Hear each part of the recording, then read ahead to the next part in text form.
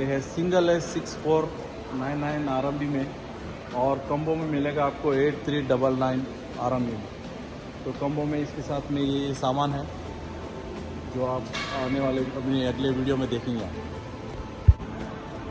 और ये DJI FPV latest, और ये है 7999 का जो 8000 yuan का है।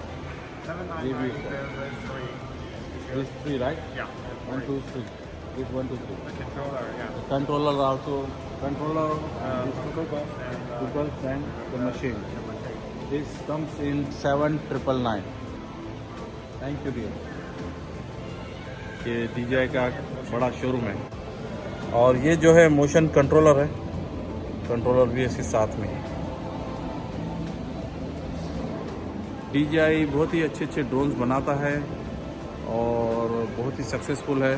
इसने काफ़ी धूम मचा रखी है पूरे वर्ल्ड वाइड में, तो इसके प्रोडक्ट्स अच्छे होते हैं।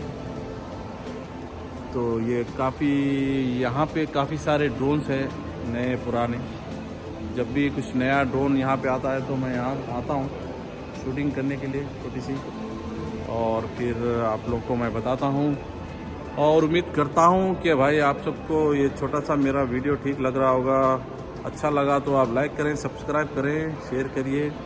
नहीं करना है मत करें। हंसते बोलते रहें, हंसी खुशी से रहें, हमेशा अच्छे रहें। ठीक है, बाय बाय।